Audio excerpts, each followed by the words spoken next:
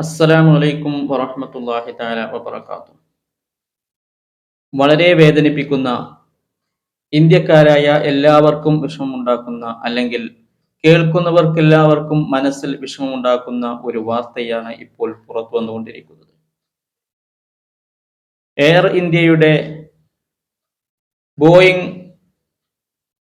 7878 എന്ന് പറയുന്ന വിമാനം, അത് ഗുജറാത്തിലെ അഹമ്മദാബാദ് എയർപോർട്ടിൽ നിന്ന് പറന്നുയർന്ന നിമിഷങ്ങൾക്കകം, അല്ലെങ്കിൽ 2-3 മിനിറ്റുകൾക്കകം അത് വീണിരിക്കുകയാണ്. അതിലുണ്ടായിരുന്ന 200 ചില്ലാനം ആളുകൾ, 230ഓളം പേര്, അവരിൽ പലരും മരണപ്പെട്ടു എന്നുള്ള ദുഃഖ വാർത്തയാണ് നമുക്ക് കേൾക്കാൻ കഴിയേണ്ടി വന്നത്. ഈ എയർ ഇന്ത്യ വിമാനം തകർന്നു വീണു എന്ന് കേട്ടപ്പോൾ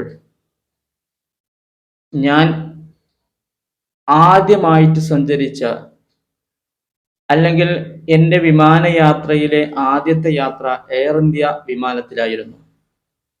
അതുകൊണ്ട് തന്നെ ഞാൻ ആ സംഭവം ഒന്ന് നിങ്ങളുടെ മുന്നിൽ അവതരിപ്പിക്കണം, നിങ്ങളുടെ മുന്നിൽ ഇതിൻ്റെ ആ യാത്രയുടെ കാര്യങ്ങളൊന്ന് നിങ്ങളോട് പറയണം എന്നെനിക്ക് മനസ്സിൽ തോന്നിയത് കൊണ്ട് മാത്രമാണ് ഞാൻ ഈ വീഡിയോ ചെയ്യുന്നത്. യാത്രകളിൽ ഏറ്റവും സുഖമുള്ള യാത്ര വിമാനത്തിലുള്ള യാത്രയാണ്. ഒരു വിമാനയാത്ര ചെയ്യുക എന്ന് പറഞ്ഞാൽ യാത്ര ആസ്വദിക്കാനും യാതൊരു റിസ്കുമില്ലാതെ, പ്രയാസങ്ങളില്ലാതെ യാത്ര ചെയ്യാൻ പറ്റുന്നത് വിമാനത്തിലുള്ള യാത്ര തന്നെയാണ്. എന്നാൽ അത് താഴെ ഇറങ്ങുന്നത് വരെ, പൊന്തിയത് മുതൽ, ടേക്ക് ഓഫ് ചെയ്തത് മുതൽ അത് ലാൻഡ് ചെയ്യുന്നത് വരെയും ജീവൻ എന്ന് പറയുന്നതിന് വലിയ പ്രയാസങ്ങൾ നേരിടുന്ന, അല്ലെങ്കിൽ പ്രശ്നങ്ങൾ സംഭവിച്ചേക്കാവുന്ന ഒരവസ്ഥയിലൂടെയാണ് കടന്നു പോകുക. ഏത് നിമിഷവും അത് താഴേക്ക് വന്നാൽ നമ്മൾ അള്ളാഹുവിന്റെ അപാരമായ അനുഗ്രഹമില്ലെങ്കിൽ മരണപ്പെട്ടു പോകും എന്നുള്ള ദുഃഖകരമായ അവസ്ഥ നമുക്കതിന് പിന്നിലുണ്ട്. പക്ഷെ എന്തോ അള്ളാഹുവിന്റെ ഖുദ്റത്ത് കൊണ്ട് അതിങ്ങനെ സഞ്ചരിച്ചു കൊണ്ടിരിക്കുകയാണ്. ഇന്ന് തകർന്നു വീണ വിമാനത്തില് 53 ബ്രിട്ടീഷ് പൗരന്മാരും, ഒരു കനേഡിയൻ പൗരനും, 7 പോർച്ചുഗൽ പൗരന്മാരും, ബാക്കി നമ്മുടെ ഇന്ത്യക്കാരായ ആളുകളും കേരളത്തിലുള്ള ആളുകൾ പോലും അതിലുണ്ടായിരുന്നു. അവരിൽ 110 ആളുകളുടെ മരണം ഇപ്പോൾ ഞാൻ ഈ വീഡിയോ ചെയ്യുന്ന സമയത്ത് സ്ഥിരീകരിച്ചിട്ടുണ്ട്. ബാക്കി ഉള്ളവരുടെ അവസ്ഥ മാധ്യമങ്ങളിൽ നിന്ന് നിങ്ങൾക്ക് മനസ്സിലാക്കാൻ കഴിയും. അപ്പൊ ഞാൻ പറഞ്ഞു വരുന്നത്, ഞാൻ ആദ്യമായിട്ട് യാത്ര ചെയ്ത ഫ്ലൈറ്റ് എയർ ഇന്ത്യയുടെ ഫ്ലൈറ്റ് ആയിരുന്നു. അത് കാലിക്കറ്റ് എയർപോർട്ടിൽ നിന്നും ജിദ്ദയിലേക്കുള്ള യാത്ര. ആദ്യമായിട്ടുള്ള യാത്രയാകുമ്പോൾ പല വേവലാതികളും ആകുലതകളും ഉണ്ടാവാൻ സാധ്യതയുണ്ട്. അത് എനിക്കും ഉണ്ടായിരുന്നു. ഞാൻ കയറിയിരുന്നു, ടിക്കറ്റ് എല്ലാം ശരിയായി റെഡിയായി, എമിഗ്രേഷൻ കഴിഞ്ഞ് ഫ്ലൈറ്റിൻ്റെ ഇരുന്നപ്പോൾ ഏത് സീറ്റിലിരിക്കണമെന്നൊരു അറിയില്ലായിരുന്നു, ഏത് സീറ്റിലിരിക്കണമെന്ന്. അപ്പോൾ ഞാൻ വിൻഡോ സീറ്റ് തിരഞ്ഞെടുത്ത് അവിടെ ഇരുന്നു. എൻ്റെ അടുത്ത് വന്നിരുന്ന ആളെ സീറ്റ് ആയിരുന്നു അത്. അയാൾ എന്നോട് എഴുന്നേൽക്കാനൊന്നും പറഞ്ഞില്ല. അതുകൊണ്ട് ഞാൻ പുറത്തേക്ക് നോക്കി അങ്ങനെ ഇരുന്നു.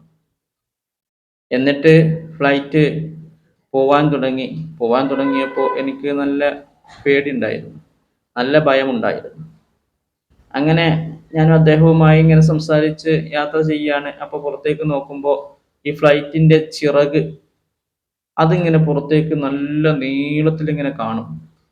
ഇടക്ക് അതിൽ നിന്ന് എന്തൊക്കെയോ പൊന്തി പോകുന്നത് പോലെ, അതിങ്ങനെ പറന്നു പോകുന്നത് പോലെ, അല്ലെങ്കിൽ അതിൽ പൊളിഞ്ഞു പോകുന്നത് പോലെയൊക്കെ എനിക്ക് തോന്നാൻ തുടങ്ങി. അപ്പൊ ഞാൻ സ്വാഭാവികമായിട്ട് എൻ്റെ അടുത്തിരിക്കുന്ന ആളോട് ചോദിച്ചു, എന്താണ് അത് സംഭവം, അത് ഫ്ലൈറ്റിന് എന്തെങ്കിലും കംപ്ലൈന്റ് ഉണ്ടോ എന്നൊക്കെ ചോദിച്ചു.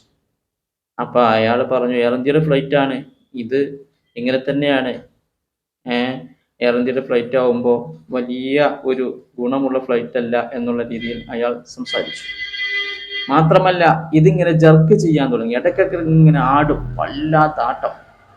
അപ്പോ വലിയ ഫ്ലൈറ്റ് ആണ്, മുകളിലൊരു ആളുകളുണ്ട്, താഴെയും ആളുകളുണ്ട്, അങ്ങനത്തെ ഒരു ഫ്ലൈറ്റ് ആണ്. അപ്പോൾ അതിങ്ങനെ ആടാൻ തുടങ്ങിയപ്പോൾ ഞാൻ വീണ്ടും പേടിച്ചുകൊണ്ട് ചോദിച്ചു, എന്താ ഇത് സംഭവം?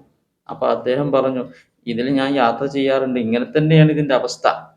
ഈ മറ്റു ഫ്ലൈറ്റുകളെ അപേക്ഷിച്ച് വലിയ ഗുണനിലവാരം ഇതിന് പറയാൻ പറ്റില്ല എന്നൊക്കെ അദ്ദേഹം അന്ന് അഭിപ്രായപ്പെട്ടത് ഇന്ന് ഈ അപകടം നടന്നപ്പോൾ ഞാനിങ്ങനെ ആലോചിച്ചു നോക്കുകയാണ്. ഫ്ലൈറ്റിന്റെ കുഴപ്പം ആണെങ്കിൽ, ആ ഫ്ലൈറ്റ് നോക്കാത്തതിന്റെ പ്രശ്നമാണെങ്കിൽ എത്ര പൗരന്മാരുടെ ജീവനാണ് ഇന്ന് നഷ്ടപ്പെട്ടത്. അതിന് ഉത്തരവാദികൾ ആരാണെന്ന് നമുക്കറിയില്ല, അതിന്റെ നോട്ടക്കാരാരാണെന്ന് നമുക്കറിയില്ല. വിഷയം ഞാൻ പറഞ്ഞു പൂർത്തിയാക്കിയില്ല. അങ്ങനെ ജിദ്ദയിൽ പോയി ഇറങ്ങി, കുഴപ്പമൊന്നും ഉണ്ടായില്ല. സുന്ദരമായ യാത്രയായിരുന്നു, സുഖകരമായ യാത്രയായിരുന്നു. ഫ്ലൈറ്റ് വലിയ ഫ്ലൈറ്റ് ആയതുകൊണ്ടും തന്നെ സീറ്റുകൾ തമ്മിലുള്ള അകലമൊക്കെ നല്ല ഉണ്ടായിരുന്നു. അതൊക്കെ അന്നാണ് എനിക്ക് ആ ഫ്ലൈറ്റിന്റെ ഗുണം മനസ്സിലായത്. നല്ല സീറ്റുകൾ തമ്മിലുള്ള നല്ല പൈസ ഉണ്ടാവും, നല്ല അകലമുണ്ടാവും. മറ്റേ ഇൻഡിഗോ, സ്പേസ് ജെറ്റ് ഒക്കെ ആകുമ്പോൾ വളരെ അടുത്ത് ബസ് സീറ്റിലിരിക്കും പോലുള്ള ഇരുത്താണ് ഇരിക്കേണ്ടി വരിക. എന്നാൽ ഇത് അങ്ങനെയൊന്നും അല്ലായിരുന്നു. സാധാ സീറ്റുകളിൽ തന്നെ നല്ല ഗ്യാപ്പ് ഉണ്ടായിരുന്നു. മാത്രമല്ല ഓരോ സീറ്റിന്റെ ബാക്കിലും ലാപ്ടോപ്പ് അതുപോലുള്ള സംവിധാനങ്ങൾ, അതിൽ നമുക്ക് എന്ത് വേണമെങ്കിലും കാണാനും റൂട്ടൊക്കെ കാണാനൊക്കെ ഉപകരിച്ചിരുന്നു. നല്ല ഫ്ലൈറ്റ് ആയിരുന്നു എന്നാണ് ഇപ്പോൾ എനിക്ക് മനസ്സിലാവുന്നത്. ഈ ഫ്ലൈറ്റിന് എന്താണ് അപകടം സംഭവിക്കാൻ കാരണമെന്ന് എനിക്കറിയില്ല. അല്ലാഹു സുബ്ഹാനഹു വ തആല അതിൽ രക്ഷപ്പെട്ടവർക്ക് ആഫിയത്തുള്ള ദീർഘായുസ്സ് കൊടുക്കട്ടെ.